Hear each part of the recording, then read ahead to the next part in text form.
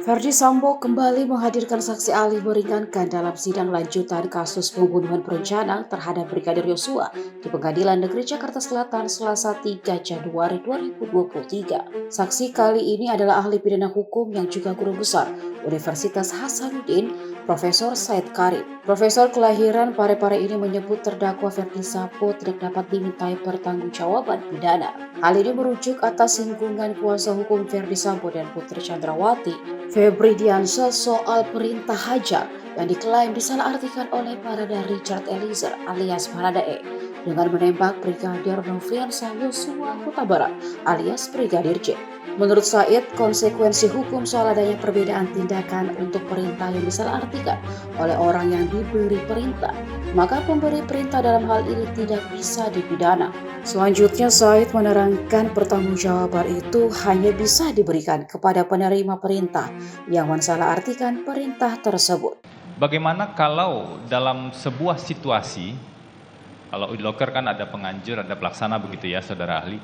Bagaimana kalau dalam sebuah situasi pihak yang menganjurkan atau penganjur ini sebenarnya anjurannya berbeda dengan yang dilaksanakan.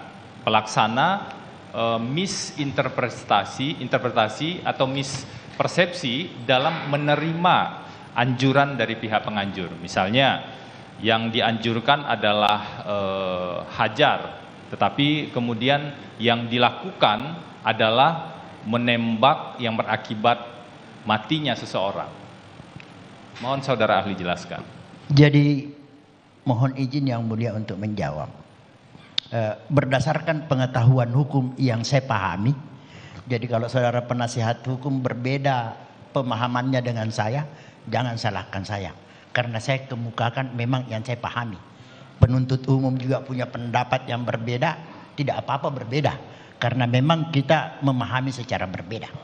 Ya, saya lanjutkan ya bahwa dalam situasi penganjur witloker ya menganjurkan untuk melakukan sesuatu perbuatan, ya katakanlah misalnya dia katakan dia menganjurkan untuk memukul, ya. Tapi ternyata kemudian karena yang bersangkutan yang disuruh itu pelaku peserta punya senjata api, dia tidak memukul, malah langsung dia tembak. Dia tembak lagi, biasanya kan orang menembak berkualifikasi, mulai dari kaki, ya. Jangan menembak langsung kepada daerah yang mematikan, ya kan? Tapi dia langsung menembak pada bagian yang sangat berbahaya bagi kehidupan umat manusia. Mungkin daerah perut atau jantung. Dan memang sasaran mematikan.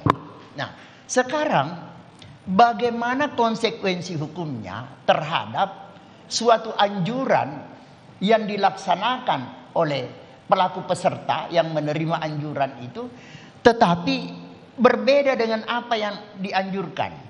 Jadi dalam hal yang seperti ini, menurut pengetahuan hukum yang saya pahami, penganjur tidak dapat dimintai pertanggungjawaban pidana terhadap perbuatan yang dia tidak anjurkan. Tidak bisa. Jadi kalau toh misalnya pelaku peserta melakukan itu, dia salah tafsir atau melakukan tindakan melampaui dari batas yang dianjurkan, maka kalau ada akibat yang muncul dan ada risiko hukum yang muncul, itu adalah tanggung jawab orang yang sebagai pelaku peserta yang melakukannya, yang menerima anjuran tersebut. Demikian pendapat saya.